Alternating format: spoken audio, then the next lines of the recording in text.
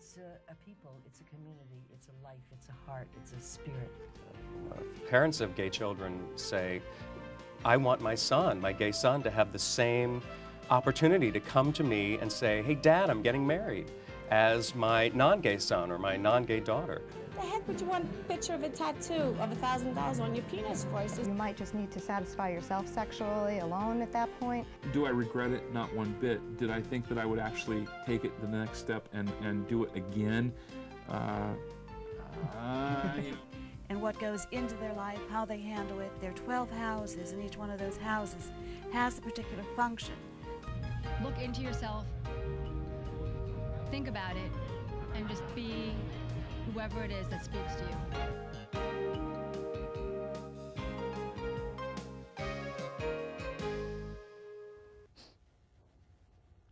Hi, and welcome to Talking About. I'm Jon Griffith. And I'm J.C. Alvarez, and thanks for joining us. Okay, well, we've been having a couple of informal chat type shows. Taking it light. Yeah, I mean, the first one we kind of spoke about music. Right. Right. And we're going to go off in a different entertainment direction tonight. Well, we're right now in my most favorite time of year. Swimsuit season? No. No. I thought you were going to say allergy season, which I cannot. I don't like allergy season. No, it's the big summer movie season, which is my favorite time of the year. That's good too. Yeah. Well, we know where your mind is. But no, it's like now it's like when all the studios are releasing some really, really amazing new movies, and it's all the blockbusters come out around this time. So it's kind of like, this is, I mean, I love Academy Award season because like those are like the really, really, art house, fanciful movies with really great performances.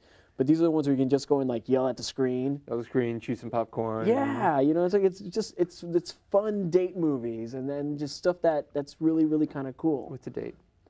Exactly. You're asking me, I don't know. But we're really lucky because it's like also there's some really, really amazing films coming out. And we're recording this like right before the season begins. Right. By the time this airs for the first time, maybe the first or one or two movies will have been out, and we'll know. And exactly, and then we'll just be we'll just be still psyched about these films though. Yeah. Because some good stuff looks like it's coming. Well, it's sequel season. Okay, we all know that. It seems to happen like every other year. Yeah, and it's not that the studios are lazy, but this year there's some really, really great nostalgic things that are happening in film, and most evident of them all is, if I can refer to our entertainment Bible, is Indiana Jones. Yes. Okay. Indiana Jones. I don't know about you, but the last Indiana Jones film was I was in high school. It was that long. That was last century. Yes, it was that long ago. God bless you. But Indiana Jones and the Kingdom of the Crystal Skull is going to be released this year, and it's the fourth in the series. Right. And it looks really phenomenal. I don't know if you've seen any of the trailers. Yes, I have. But it's kind of cool that we have Indy back again this summer. He's just been gone too long, and they're going to throw some twists in there into this film, which is kind of cool. There's some things that fans want to see, and some new things, which makes me kind of think that there may be one after this one. Well, one can hope. I mean, Diane, this has been in and out of development for forever. Yes. Yeah. Since probably about 5 years after the last one. Well, apparently they couldn't come to agreement on the script. Well, 3 people had script approval. Sure. So between Spielberg, Lucas, and Ford. And he looks great, and we're so happy he's coming back, because it's kind of like, when you do have all these, like, I wouldn't call them egos, but I think it's kind of cool that they did have script approval on bringing Indiana Jones back. It's kind of like, it just goes to show that they didn't want to do it in a... half-assed. They didn't want to do it half-assed. They really wanted to, bring something that they knew the fans were gonna really, really appreciate. And I'm not ruining anything by saying that Marion Ravenwood's in the movie. Yeah. Which Karen Allen, she was the heroine in the first film. Right. And she's back, and I'm really excited to see how she fits into the whole scheme of the film. Yes, and things are under pretty tight wraps.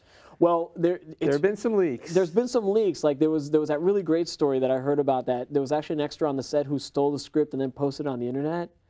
It's like, dude, who does that?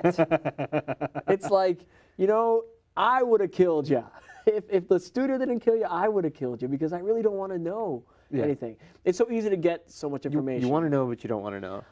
I think it's like I know enough about it that it's not going to ruin it for me. Okay. Like I know enough things that I can piece the story together, but I don't. I am that movie fan that I want to just go and be completely surprised. I mean, don't you feel the same way? I want to go for the whole ride. You know, it's a roller coaster ride. I mean, it should be. At times, literally. Yeah. Well, yeah. in the past, you would hope. I mean, it's like it's such a great. It's always been such a great franchise because it harkens back to that whole serial age, which we are much too young to remember. Yes. But except for through PBS. Yes, except through like public. Yeah, absolutely. But it was just he's such a great hero and such an iconic character in filmic terms that to finally have him back, I think. I mean, is it safe to say it's like more than 10 years? 16, I think. Thanks, John. Yeah, you were in high school. I was in high school. It's almost been 20. I think it hasn't. It's at least. I mean.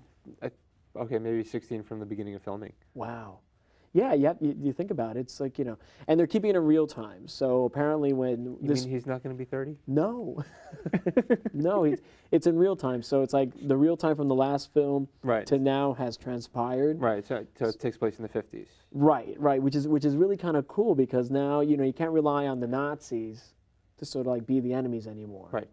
So it's going to be kind of interesting to see what develops with Indiana Jones, because I am psyched. This is my choice for the big movie of the summer, and it's like we're talking about summer movies, and I say that this is my choice, but I'm probably gonna have other films I'm gonna love this summer. I'm really excited just about the whole season. Oh, it's great. It's one weekend event after another. I mean, starting with the summer season is starting at the beginning of May this year, instead of the traditional Memorial Day. Yeah, and that's a week ahead for us, but it's probably a week behind for the viewer. At least the first airing of the show. I hate dating the shows. I really hate dating the shows, but yeah. Well, it's still information that's going to be relevant to the pop enthusiast. It really is, because it's kind of like we're sort of giving them a tidbit as to what we thought at this moment in time, and it's kind of like it'll reflect a captured moment in time. It's like a time capsule. Yeah. So, and that first movie is, of course, Iron Man. Iron Man. Okay, yeah, Iron Man's coming up. What did you have in mind? Well, no. Let's talk about Iron Man. Okay, all right. Iron Man. All right. Not one of my favorite iconic Marvel comic characters, but they decided to make a film on Iron Man. And Iron Man, of course, is industrialist Tony Stark. Right. Something happens to him. I mean, I don't want to spoil the movie for anyone out there who doesn't know who Iron Man is. Well, it includes the origin story. Right. So of course. We're going to get the origin story. Yeah, and Robert Downey Jr. has been cast in the lead part. There are a lot of high-caliber actors in this superhero movie. Right, which was not. I mean, things like that didn't really used to happen all that much. No, it's almost as if that genre is getting a whole new attention to it, just because it's drawing like big-name actors to it. But Iron Man has always felt to me sort of like a secondary character. But this is the first film that's being released from Marvel Comics films, right? Which is the umbrella aspect of Marvel Comics that handles all their film releases. I mean, they've done their own they've done cartoon series before, but this is the first movie, full big. So a lot is riding on the success of Iron Man. I don't know how Iron Man will do. I've heard some really great things about it. I've actually, people have told me it's really looks very slick and the armor looks really, really great, but I don't know. I don't know. How do you feel? I'm excited about it. Yeah. I mean, I think a lot of people are. The trailers are excellent, and the origin story, in the comic book took place in the Vietnam era, right? And which they've modernized it, right? To the Gulf era. So it's still somewhat socially relevant, if they do it right, and timely. Exactly. And if they can amp up the action, and if they have the good story behind it, and that's what's key in telling these sort of like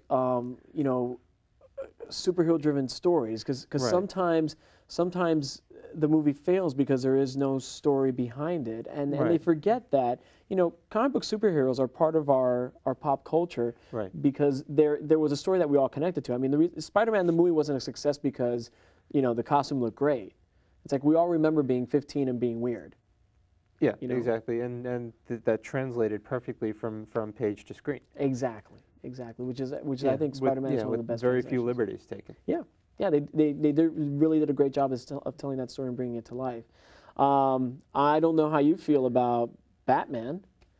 The Dark Knight's coming out this summer, and that's going to be huge. No matter, I mean, just for two reasons. One, it's Batman, and the other being a tragedy. Right. It's Heath Ledger's last film role, and he's playing the Joker, and. I've gotten word. I've actually spoken with some of the reps at Warner Bros. Regarding how they're going to proceed in sort of like doing the publicity for this film, and it's kind of interesting because it's like, you know, had Heath Ledger not passed away, they probably would have been really blowing it up and just having it everywhere. They're actually toning down a lot of publicity for the film, you know, and it's also giving the film sort of that nostalgia and sort of like that darker feel to it. You know, they don't want to take away from how great a movie it is, but they're almost saying that Heath Ledger is really, it's going to be impactful in just how he performed in the film. So that's going to be really interesting to see. So I mean, we're also seeing, I mean, some of the favorite characters from the first film are in it. Some of them, at least one of them has been recast. Yes. We don't know why, but maybe it'll be part of the story. Yeah, the little gossip rags have put it to the. I haven't heard a lot about that. Okay, but the actress who was the somewhat leading lady in the first film, right, in Batman Begins. Yeah, in Batman Begins, has a famous husband. Do tell. So who encouraged her to take a role in another film that has since been released and bombed, that was shooting at the same time. And supposedly she's not very happy about that. Well, I'm sure. Well, it's kind of tragic, but what are you going to do? That's okay. I thought she was blind anyway. We're not going to mention names. No. No, but you know who you are. Mrs. Cruz. But that's going to be, but all in all, I'm sure everyone's really excited about The Dark Knight's release and really are going to go out in droves to see that film. That may be the biggest, I predict that'll be the biggest hit of the summer. Yeah, I can see that as well. You want to continue with superheroes, or you want to kind of follow a different chronology? Well, you know what? Let's talk about this character, which is a superhero in a sense, but we got Speed Racer. Yeah. Okay, I'm gonna be at the premiere next week. I hate you. Well, it's actually one of the films that's debuting at the current film festival, at the Tribeca Film Festival. So I'm actually going to get to see it before it's released. And I don't know about you, but I'm kind of cool. It's the first film that is being directed by the guys who brought us The Matrix. Right. So it has a really cool look to it. But do you remember Speed Racer? Yeah. Go Speed Racer. I didn't want to go into the song, but it's kind of weird that they decided that. I mean, I know that this film's been in the making for like 10 years. Yeah, in and out of development. Like, like so many are. But they're taking this minor, if you would, anime character, and they're making him into this huge blockbuster film. And I don't know. I think it might work. So, I mean, the character in and of itself had something of an interesting history because it didn't. The cartoon didn't take off until its second release. When it went into reruns? Well, I mean, it was an imported cartoon. Right. And the first time that it was released here, it was dubbed differently, and the character had a different name. Okay. I think it was like Go-Go Racer or something like that. And it just completely bombed. And then for syndication, it was picked up by a different producer company or whatever. And it was redubbed, called Speed Racer, and it became the phenomenon. But it wasn't even seen on a major network. I mean, it was like daily strip syndication. Yeah. You had to, and you also had to see it sort of like in an odd, it was like on an odd, peculiar channel. Yeah. Like if you came home from school, it wasn't like on your regular network. You had to like look for it. Yeah, which is I guess where it got its allure. But I'm excited to see Speed Racer. It looks kind of cool. Yeah. The car racing and all, and the special effects, and it's almost like a 3D cartoon. Yeah, I mean, just from what I've seen of it, it's the imagery has so much depth to it. Oh yeah.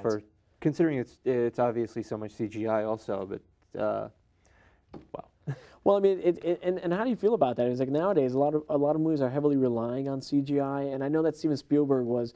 There's an interesting story in Entertainment Weekly where they talk about how George Lucas was like pestering Steven Spielberg as to why he didn't shoot a lot of the new Indiana Jones movie on a set and green screen everything. And it's kind of like, you know, because Spielberg doesn't. I like practical effects. I like seeing practical effects. I do too, and they're so inherently part of the Indiana Jones series that I think it would have taken away had we had all this CGI world. But I'm sure it'll work for Speed Racer. Yeah, I mean, I'm sure there's some in it, but just not as much as I guess Mr. Lucas. Yeah, absolutely. I'm sure there'll be some things in there, but you know, you can't really get away from. I mean, hopefully there aren't any puppets. I think we're past puppets. I mean, ever since they've made, you know, Yoda CGI, I kind of like, you know. Yeah. I kind of buy all the CGI animals that are around now, but Speed Racer is an entire environment. Is a whole CGI environment, which is kind of a challenge for the actors, sort of like to live in this whole green world that doesn't come to life until post, which is kind of cool. Yeah. But that's just a couple of films that are coming out this summer that are sort of like cartoon related. There's one other big superhero release coming out. Right, and you know we kind of touched on missteps in the superhero genre. And I don't know what you're talking about. and well, this character has been associated with that in the past. Right. And you know, there's a little backstage drama with this one also, and I'm talking about, of course, The Incredible Hulk. Yes. You know, I was gonna say I didn't hate. I was gonna actually say I didn't hate the first one. I really liked the first film, and I was really kind of surprised when I heard they were gonna revisit it. But I heard that it's not another origin story. It's not. It's almost a sequel. Right. Right. It's almost. I mean, there are going to be flashbacks that refer to the origin in this film. With Edward Norton assuming the role. Because it's been entirely recast and just redone. Right. So it's going to be kind of interesting to see how they revisit it. As of this taping, he's not doing any publicity for it. Right. Because he was unhappy with. I mean, he wasn't. I can't say that he was unhappy with the cut, but it wasn't the final cut that he wanted. Well, I mean, it's like, I think one of the things I was lacking in the first film was, or not lacking at all because I enjoyed it, but the first one was extremely story-driven. Right. And I think this time around they want to go for something that's a lot more action-oriented, and a lot more, you know, fists and punching and all that kind of stuff. Yeah, so hopefully we'll get to see both versions in a DVD director's cut. Which is what I don't understand why he's even griping, because it's not as if in this day and age that movie is not going to see the light of day. I mean, everyone's going to go out. It's going to have a life somewhere. Yeah, it's going to have a life. You know? Yeah. We'll get how many more cuts of Lord of the Rings do we need? 46. You know, it's like I actually watched one the other day, and it was more than 4 hours long, and I was just like, and I still loved it, but it's just like, this is like the fourth cut of this movie. It's like, it's insane. So I don't know what his gripe is about with this film. Hopefully it won't detract from it, and people will go out and see it because it looks really spectacular. And you know, the Incredible Hulk is actually one of Marvel's iconic characters. Yes. You know, you don't also want to take away from that. And I heard that Iron Man's going to make a surprise appearance in Hulk. Oh, did I? Well, I didn't really ruin that. I'm not saying he's going to be in there in costume, but you know, he's going to be in the film somehow, I guess. No, he's not going to be in the film. It's a surprise. It's a total surprise. I'm kidding. I'm kidding. Forget you ever saw that. Hypnotized. It's like you forgot you ever saw that. I don't want to spoil it. But those are just some like really big films that are coming out. But then there's some smaller films that have just as much appeal, I guess. And chief among them is the Sex and the City movie, which also has a lot of drama behind its conception and making. Right. How do you feel about Sex and the City, which to us is still a relevant television show, being made into a movie? If they can find a big enough story for it, it has something of a built-in audience. But is it going to? It'll make its money back, but I don't know if it'll be blockbuster. Well, it's sandwiched in between two huge blockbuster releases, so it better sustain itself. But I've always wondered how. I mean, I've never been a really big fan of how sitcoms translate to film, and even though Sex and the City is a special kind of sitcom, it still is something that we see in syndication like every night. Right. And we're going to see a big movie version of it? Yeah. Well, I mean, that's not the only television-based movie this summer, right? We've got the X-Files, don't we? Oh, but that's different. That is different. As a huge X-Files fan that I am, I'm really excited about that film because I know nothing about it. And for me not to know anything about a film as big as that release, I'm really psyched about it. Because that's been about 10 years since the last film was out, right? So the last film was out, and probably 8 since the series ended. Yeah, yeah. So are you excited about that? I'm looking forward to it. Yeah, it looks kind of I wasn't as deeply involved with the series as you obviously were. Well, it's you know, you become invested in television, and there's very few shows that I invest in on TV. But I have to say, X-Files was one I didn't miss. And it was one that I always, you know, was on the phone with somebody talking about. As soon as the credits were running, I was talking with somebody about the show. So I always felt it could transition to film easily, and it did. I really honestly appreciated the first film. That they waited 10 years to make a sequel. I know it had, you know, like everything nowadays, there seems to be some kind of drama involved. Yeah. But I really think the fact that they're keeping it so hush-hush could be really... And they've succeeded more than any other film, I think. Really? As far as keeping things absolutely under wraps. Absolutely. I mean, it's like, aside from the fact that it's a standalone story, it doesn't have to depend on anything that the series generated. Right, and the only thing that I've really read is that, again, real time has lapsed. Okay. So that means that the characters have aged since we last saw them? Okay. So that they're not trying to be younger. Be 10 minutes later. Oh, good. Because that only works in Star Trek. Yeah. Which is going to be, you know, that'll be our... You know what? We're going to have to wait on that because I can go on forever on that film alone. So it's kind of like... And that was pushed back, so we got... It was pushed back. It was pushed back till next summer. Right. So, which is, you know, I have now nothing to do for Christmas. What am I going to do now for Christmas? I don't know. We'll figure something out. It's crazy. It's crazy. But there's other some really great films that are also going to be coming out this summer. I'm trying to think of some things that are... There's some really great horror films that are coming out. Yeah. Some really great dramas. So it's not all about, you know, the costume superhero, although that's what I'll be seeing. You know. Yeah, and some indie buzz as well. Yeah. Yeah. It's a lot of smaller character-driven films. Right. Yeah. They tend to hide, but they don't always fall through the cracks. Well, it's important, I think, to have a really good balance. I mean, if you're gonna have a weekend where you have these huge blockbusters going on, you know you're not gonna be guaranteed to get a ticket to. Right. I mean, you're gonna get there if you don't use any. Which might drive Sex and the City a little bit higher. Well, Sex and the City is the only big film opening that weekend, which is how I think it'll probably get its big opening weekend. But it'll fall through the cracks, I think, as the blockbusters come out. As the blockbusters start hitting right after. Again, it'll make its money back. But yeah. Well, we hope so, because we do know it had a huge budget for fashion. Yeah, well, so did the series, and I think they're contracted to 2 sequels.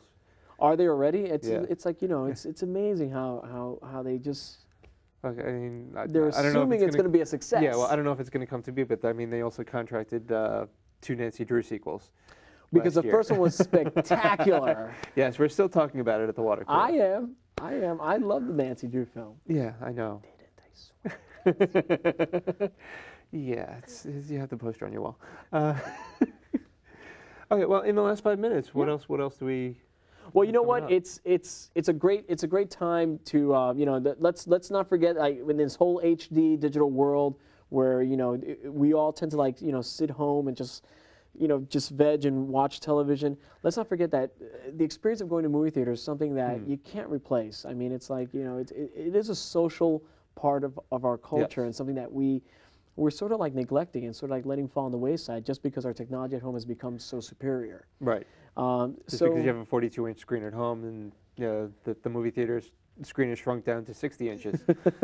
Well, I mean, it's like I don't think anything beats going to the movies. Yeah, no, it's a social experience. Yeah, absolutely. It's just a lot of fun to see things with an audience sometimes. Yeah, some things you want to stay at home and watch, but these big blockbusters, these popcorn films. Yeah, you gotta get out there. You gotta see these movies on a big screen. I mean, it's like, you know, let's not forget to do that. You know. Yeah.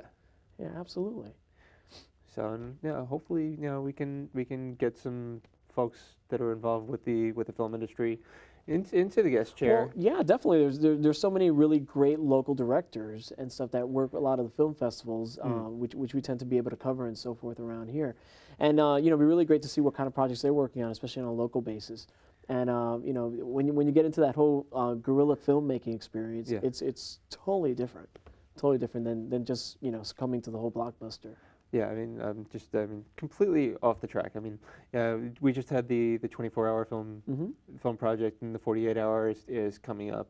So there's you know, a lot of people just trying to do it. Yeah, absolutely. Because I mean, it's a viable media. I mean, right now, you could really penetrate the market in so many different ways. You're not limited to just having a big studio release your project. Yeah, and yeah, as with the music industry that we talked about on another show, you know, the industry is changing. Absolutely, absolutely. So there's a lot of different ways to penetrate the market, and we're starting to see some of the indie films with you know, cable premieres and DVD releases within weeks of the theatrical release. Absolutely. I think you know, well-received indie film of the spring was Shelter, which I know we both saw. Yeah, definitely. And yeah, that was in the theaters for maybe 6 weeks in a limited release, and then it had its cable. Yeah, and then it had its cable release, and in a few weeks later, it's got the DVD release. Yeah, which is a new way of making movies and marketing movies, but it's still a great way of getting those films out there, and it's nice to know that they're getting that sort of that filmmakers are getting that sort of backing, that sort of support for their art, because these are also really important stories to tell. Yes. You know? Yeah, definitely. Well, there's again always room in the guest chair for the emerging artist, whatever medium. Yep. And hopefully we'll be able to bring some of that to you. We're just about out of time. Oh. Any final thoughts? Well, you know, they can certainly reach us through our website. Right, and the show's websites are www.talkingabout.info, and the MySpace page, myspace.com/talkingabout. And you also have your own. I have my own pop culture generated web page that I'd love for anyone to visit and check out. And you know, it's extremely pop relevant, and it's www.thrillseekerhq.com. Once more. www.thrillseekerhq.com. Okay, so I think we've covered as much as we can in a half hour. Damn. But I'd like to do this again maybe every quarter. Sure. And okay, we got to go. Oh, we got to go. So thank you for joining us, and we will see you again next time. Jon Griffith, JC Alvarez. Bye. Good night and good evening. Yeah, be really great to listen.